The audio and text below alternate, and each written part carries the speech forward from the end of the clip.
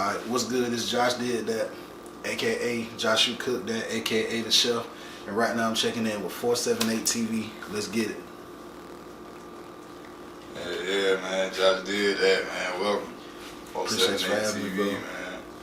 Yeah, man. How you doing, brother? Pretty good, man. Blessed. You know what I'm saying? Blessed to be on your platform. I'm glad that you invited me to come, so I'm ready to talk about whatever it is that, that's on your mind. Yeah, man. Shout out to Relatable Oddball, man. Oh, yeah, that's my big homie. Yeah. That's my big homie. Yeah, that's family. Yeah, you can say indirectly put this together. Me and him been, doing our thing back and forth. And, a lot of times, I just say that to say this, like, a lot of times it could be just simply how me and you made this come together. Right. You know what I mean? Right. Without all the gatekeeper stuff, but Facts. Let's get into Josh Did That, man. You know what I'm saying? But before the music, you know what I'm saying? Let the people know who watching it right now. You know what I'm saying? Where you from? Where you grew up? All right, I'm originally from Cordele, Georgia, by way of Araby, Georgia. That's the 229. That's my stomping grounds. That's where I grew up at. That's where I ultimately made a name for myself in music. I've been doing music since I was about 13 years old, and it's been a passion of mine ever since. So, like I said, going back to my South Georgia roots, that's where I started music. That's when I started taking it serious, and ultimately that's where that's how I got to where I'm at now, because I made a name for myself back down that way. So it's just been like a trickle effect ever since I became who I am today, stemming from me being from South Georgia. Yeah.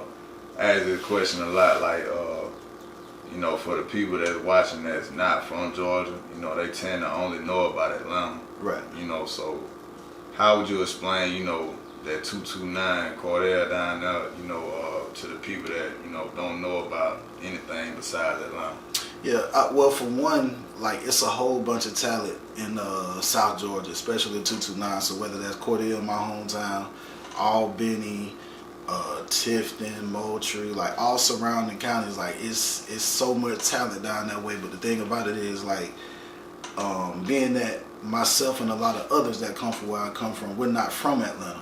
So when we do go to Atlanta and we mingle with some of the people that's up there, sometimes I feel like we tend to be kind of outcasted, which is cool, because at the end of the day, whenever you travel and go different places, then the people who live in those particular places are going to automatically, I guess, support their own first.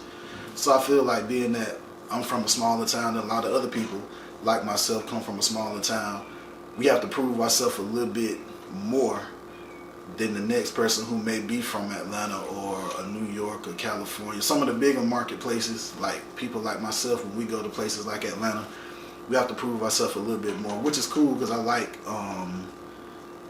being under pressure in a sense.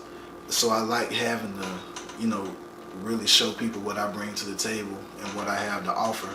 And it gives people a chance to see, like, people from other areas and smaller towns, they have something to offer too. So I'm just trying to be one of the faces that come from a smaller area that can show the world that you don't have to be from a quote-unquote big city to make an impact on whatever your respective passion is. You know what I'm saying? Whatever you want to pursue, it doesn't matter where you're from. If you bring something to the table, then do whatever you can to showcase it. Definitely, absolutely. Growing up, like, did you grow up in a two-parent home? Yeah, definitely. I grew up in a two-parent home. Originally, I was living with my grandparents first. My parents had me at a very young age. So while they were off in school, I was living in Araby, Georgia with my mother's parents, that set of grandparents. So I transitioned from living with my grandparents to ultimately moving in with my parents when the time was right. Yeah. Mm-hmm. So kind of talk about that dynamic to you. Like, also, did you have any siblings? Like, were you an only child? I was the only child for 15 years, actually. I have a little sister now.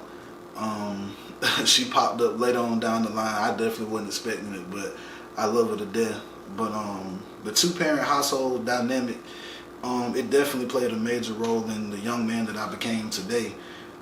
But I can also say that even before I was living with my parents, I got a big taste of a two-parent household because I looked at my grandparents as another set of parents as well. So I saw how they communicated with one another, how they handled each other amongst the two themselves. Yeah. And, they instilled a lot of great qualities in me, a lot of good principles, a lot of good morals. That's my parents and both sets of my grandparents. I was around all of them all the time, so I got to give everybody involved credit for helping sculpt, who I am now.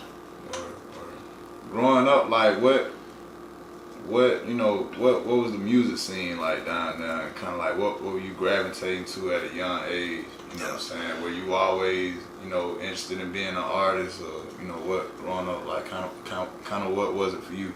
Well, growing up, like I said, for the first 15 years of my life, I was an only child. So if I wasn't really around any of my cousins that were closer to my age, I was around like my grandfather a lot or my uncles a lot. Like I was around what I consider to be like a lot of the quote unquote old heads. So I feel like I got somewhat of an old spirit. Yeah. So I feel like I was able to soak up a lot of that game. And it just kind of helped make me who I am today. You know what I'm saying? But as far as like the music scene coming up, like I can remember being in the backyard. Like my uncle actually was into building speaker boxes and installing them in people's cars and whatnot. So I can remember as a kid, you know what I'm saying, always being outside with him, listening to the music that he was playing while he was putting together the speaker boxes. So it was a lot of Outkast, a lot of Goody Mob, a lot of Tupac, a lot of Biggie. So I grew up listening to some of the greats.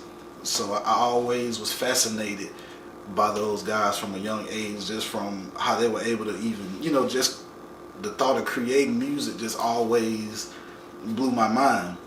So listening to a lot of them guys, it just, over time, it just made me want to be like, look, I feel like this is something that I want to do. Not on the rap side, but of course I'm a producer, but I was always fascinated with the art form of it, and how do they build these songs from scratch. Yeah. So I was always super fascinated with that. So that was something that really triggered my interest to want to become a producer.